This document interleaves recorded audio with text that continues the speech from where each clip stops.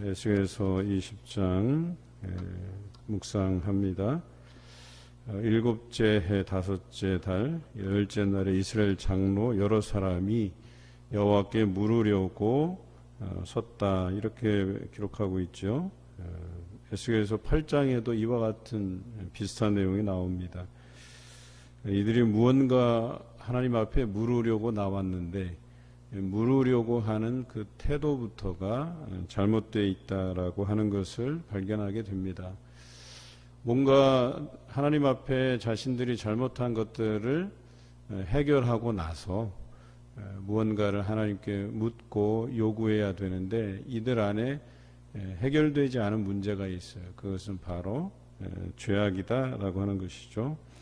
그들이 왜 심판을 받았고 그리고 왜 이 바벨론 땅으로 끌려왔는지에 대한 그 이유를 분명히 알고 그것에 대해서 하나님 앞에 온전한 회개가 선행되어야 되는데 그들의 온전한 회개가 선행되지 않고 뭔가를 물으려고 왔어요. 그런데 그들이 물으려고 했던 것이 무엇이겠습니까? 자신들의 이 고통이 언제 끝나는지, 그리고 이 포로의 생활이 언제 빨리 끝나서 우리가 고향으로 돌아갈 수 있는지를 물은 거예요. 분명히 그들에게 예레미야 선지자를 통해서 70년 포로기를 말씀하셨어요.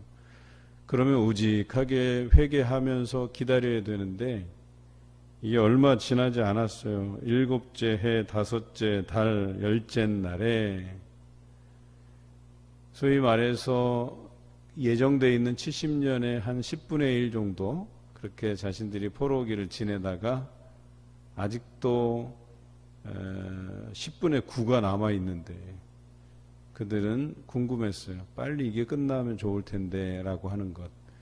그런데 하나님께서 그들에게 말씀하시기는 너희가 내게 물으려고 왔느냐? 내가 나의 목숨을 걸고 맹세하거니와 너희가 내게 묻기를 내가 용납하지 아니하리라 말씀하셨어요. 하나님께서 이런 표현을 쓰시는 것 자체가 잘 없어요. 내가 목숨을 걸고 맹세한다 그러시잖아요. 이것도 참 우리 인간적인 말로 흔하게 이것은 변하지 않는다, 바꿔지지 않는다, 내가 무엇을 제시한들, 어떤 조건을 제시한들 나는 양보할 수 없다, 이렇게 표현할 때 목숨을 걸고 이런 표현을 많이 쓰잖아요. 그런데 우리 하나님께서 목숨을 걸고 맹세한다고 하시면서 그들의 그 요구와 질문에 대해서 대답하지 아니하시겠다고 분명히 이야기하고 있습니다. 그러니까 뭐예요? 그들에게 전제되어야 될 것이 회개인데, 자신의 삶을 돌아보는 것인데 그것 없이 와서 단순하게 이 고통이 언제 끝나느냐, 이 포로기가 언제 끝나느냐, 사실 단순한 물음도 아니에요. 빨리 끝났으면 좋겠다라고 하는 이 바램을 가지고 묻는 거예요. 그러니까 어때요? 하나님께서 너희의 그 조상들의 그 가증한 일로 인해서 너희가 포로로 잡혀왔다 이건데, 중요한 것은 조상들의 문제만으로 그들을 여기로 인도해내고 이 포로기를 지내게 하시는 게 아니에요. 그 조상들의 가증한 일을 너희도 지금 행하고 있다, 이렇게 얘기하고 있는 거예요. 그 조상들의 가증한 일, 그 죄로 인해서 심판을 받을 수밖에 없었는데 너희의 후손들, 지금 물으려고 섰던 너희들조차도 그 조상들의 가증한 일에서 떠나지 못하고 있다, 이 말씀을 하고 계시는 거예요. 결과적으로 어때요? 그들이 이스라엘 역사를 다시 한번 점검하시면서 답변하세요. 우리 하나님께서는 마음이 여리신가 봐요.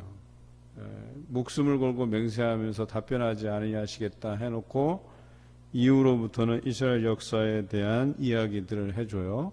그리고 마지막 부분에 가서는 너희를 다시 흩어진 곳에서 모아서 하나님의 약속하신 땅, 조상들에게 맹세하신 땅으로 너희가 돌아오게 하리라고 하는 이 희망의 메시지까지 전해주세요. 하나님께서 이 백성을 얼마나 사랑하시는가, 저는 그 생각을 해봐요. 앞에서는 목숨을 걸고 맹세하여서 대답하지 아니하시겠다고 말씀하시는데 다시 그들을 권면하세요. 다시 깨우침을 주세요. 그래서 너희가 애굽 땅에서 이끌어내셨던 때를 기억하라고 말씀하세요. 온전히 그들이 하나님만 섬기고 하나님만 바라보고 또 그 애굽에서 섬겼던 가증한 우상들을 다 이제는 잊고 새 출발하는 의미에서 오직 하나님만 바라보도록 그 광야에서 이끌었던 그 세대들을 기억하라는 거예요. 그런데 분명히 그들에게 이야기하셨어요. 그들을 이끌어내시면서 적과 꿀이 흐르는 가나안 땅으로 인도하시겠지만 너희가 버려야 될 것이 있다. 바로 7절에 나와 있는 것, 애굽의 우상들로 말미암아 스스로 더럽히지 말라는 것이었었어요. 그런데 여전히 그들은 물이 없어 이제 갈증을 느끼고 양식이 없어서 줄일 때에 잠시 잠깐의 그 불평들을 늘어놓고 또 애굽으로 돌아갈 것을 차라리 그곳에 종로로 살 때가 좋았는데 그때 먹던 음식들이 좋았는데 라고 하면서 하나님께 집중하지 못하고 하나님께 순종하지 못하였다는 거예요. 그래서 광야에서조차도 그들이 뭐예요? 거룩한 안식일을 지키며 내 율례와 규례를 지키는 일에 집중하지 않았다는 거예요. 13절에 보면 이스라엘 족속이 광야에서 내게 반역하여라고 기록되어 있어요. 광야의 세대는 두 세대로 나누어져요. 그래서 애굽에서 종살이 하다가 출애굽한 세대와 그리고 광야에서 나고 자란 세대가 달라요. 광야에서 나고 자란 세대들은 부모를 바라보는데 이렇게 하나님께서 때를 따라 물을 주시고 하늘에 만나를 내려주셔서 그들을 먹이시고 입히시고 인도해 가시는데 왜 저들은 저런 불평을 늘어놓는가. 그래서 광야에서 나고 자란 세대는 이만한 게 다행이고 이만한 게 하나님의 은혜고 그래서 자족하기를 배우고 또 광야에서 얻을 만한 것이 없기 때문에 하나님께 집중하고 훈련돼 온 세대고 애굽에서 탈출한 세대는 애굽에서 그 비옥한 고센 땅에서 지냈던 그때가 그리운 거예요. 광야는 고생스러운 길이에요. 뭘 자신들이 스스로 열심히 해서 얻을 수 있는 게 없는 땅이에요. 그저 하나님의 긍휼하심을 바라보고 하나님만 바라보며 하나님의 주신 그 율례와 규례를 잘 지켜 행하면서 가야 되는데 순간순간 자꾸 애굽에 있었던 때를 추억하는 거예요. 그래서 오늘 말씀에 보면 너희가 이렇게 하지 않았다라는 표현을 계속해서 사용하고 계세요. 너희가 반역했다, 내 율례와 규례를 멸시했다, 지키지 아니하였다, 이 말씀들을 계속해서 반복적으로 해요. 그리고 더럽혔다는 거예요. 하나님의 이름의 그 명예를 더럽혔다라고 이야기하는 거예요. 그래서 그 반역으로 인해서 하나님의 그 본심은, 그때 당시 본심은 뭐였냐면 그들을 적과 꿀이 흐르는 땅으로 인도해내지 않을 것이다, 이런 마음을 먹으셨어요. 그러나 그들을 그 땅에서 심판하시려고 마음 먹었던 것을 실행하지는 않았어요. 왜 그랬냐면 주변에 보는 나라들 때문에. 그래서 14절에 보면 내가 내 이름을 위하여 달리 행하였었나니 내가 그들을 인도하여 내는 것을 본 나라들 앞에서 내 이름을 더럽히지 아니하려 하였음이로라. 그들을 적과 꿀이 흐르는 가나안 땅으로 인도해 내기 위해서 이끌어내셨는데 광야에서 죽여 죽게 하시면, 또 심판해서 죽게 하시면 그것을 본 나라들, 이방 나라들이 하나님은 저런 분이시구나, 자기가 사랑한다고 그렇게 그들 민족의 하나님이 되시겠다고 약속해 주셨으면서 어떻게 광야로 내몰아서 거기서 죽게 하느냐. 결과적으로 하나님의 이름이 더럽혀질까봐 그 광야에서 길이 참으시고 그들을 인도해 내셨다라고 하는 것이죠. 하지만 요단 동편에 있는 세렛강에서 이들의 운명이 달라지죠. 그래서 출애굽했던 세대들은 모세와 또 여호수아와 갈렙을 제외하고는 다 거기서 정리가 돼요. 그리고 약속의 땅으로 들어가지 못하게 됩니다. 모세 역시도 하나님께 불평했다가 약속의 땅을 밟지 못하게 돼요. 결과적으로 약속의 땅에 들어간 출애굽 세대는 단 2명이에요. 여호수아와 갈렙, 딱 2사람이에요. 이들은 가데스 바네아에서 그 가나안 땅을 정탐할 때 긍정적인 보고를 한 12명의 정탐꾼 중에서 긍정적으로 보고한 2사람이었었어요. 그러니까 긍정적으로 보고했다는 얘기는 하나님의 말씀을 신실하게 믿고 따랐던 세대였다는 거예요. 그래서 기존 세대에선 2사람과 광야에서 나고 자란 세대들, 그 사람들이 약속의 땅 가나안에 들어갈 수 있었다라고 하는 것이에요. 여기서 중요한 키워드는 순종이에요.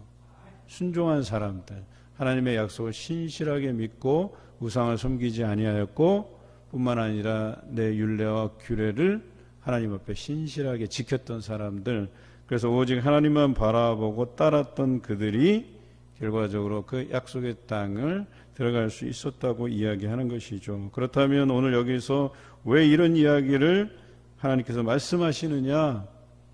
바벨론 70년 포로기를 지나서 다시금 예루살렘으로 돌아오게 하시겠다는 하나님의 그 약속이 분명히 주어졌어요. 선포되었어요. 그러면 누가 돌아오겠느냐? 가나안 땅에 들어간 것처럼 그들 안에서 하나님의 율례와 법도와 규례를, 그리고 우상을 섬기지 아니하는 그런 사람들을 어때요? 다시금 예루살렘으로 돌아오게 하시겠다는 그 하나님의 언약의 줄, 언약의 막대기, 이것을 그들에게 보여주시겠다고 이야기하시는 것이죠. 그래서 맹세한 땅으로 인도하여 드리라고 하는 말씀이 33절부터 44절에 정확하게 기록되어 있어요. 오늘 이 약속의 말씀을 그들이 들으라는 거예요. 제발 좀 들으라고 얘기하는 거예요. 너희가 이 때가 언제 끝날지를 자꾸 묻지 말라는 거예요. 그 회복이 선언되기 전에 너희의 그 가증한 행위들을 먼저 버리라고 얘기하는 거예요. 회개가 선행되어야 된다는 거예요. 그 회개가 선행된 이후에 하나님께서 너희에게 명한 이 땅에서 그 가증한 우상을 멀리하고 하나님께서 주신 율례와 규례를 지켜 행하라고 분명히 말씀하고 계세요. 순종으로 지켜내라고 이야기하는 것입니다. 그래야지만 하나님께서 맹세하신 땅으로 이 70년 포로기를 마치고 너희가 반드시 돌아오게 하리라고 말씀하고 계시는 것입니다. 38절에 보면 너희 가운데에서 반역하는 자와 내게 범죄하는 자를 모두 제하여 버릴지라 그들을 그 머물러 살던 땅에서는 나오게 하여도 이스라엘 땅에는 들어가지 못하게 하리니 너희가 나는 여호와인 줄을 알리라. 너희의 그 반역하는 자세, 즉 순종하지 않는 자세, 그래서 회개하고 순종하지 않는 그들을 갖다가 이 땅에서 나오게 할지는 몰라도 다시 이스라엘 땅으로 들어가게 하지는 못하게 하시겠다는 하나님의 굳은 결의가 담겨져 있습니다. 다시 한번 우상을 섬기지 말라, 또 그들에게 하나님의 그 말씀의 요구를 지켜 행하라고 이야기하는 것이죠. 43절 거기에서 너희의 길과 스스로 더럽힌 모든 행위를 기억하고 이미 행한 모든 악으로 말미암아 스스로 미워하리라. 이스라엘 족속아 내가 너희의 악한 길과 더러운 행위대로 하지 아니하고 내 이름을 위하여 행한 후에야 내가 여호와인 줄 너희가 알리라. 주 여호와의 말씀이니라. 아주 핵심적인 말씀으로 마무리합니다. 너희의 그 가증한 행위들을 하나님 앞에 내려놓고 회개하고 주신 말씀대로 행한다면 너희를 이끌어내겠다고 하십니다. 그리고 이 모든 것을 통해서 이것을 이루신 분이 하나님이신 줄 너희로 하여금 알게 하시겠다고 말씀하고 계세요.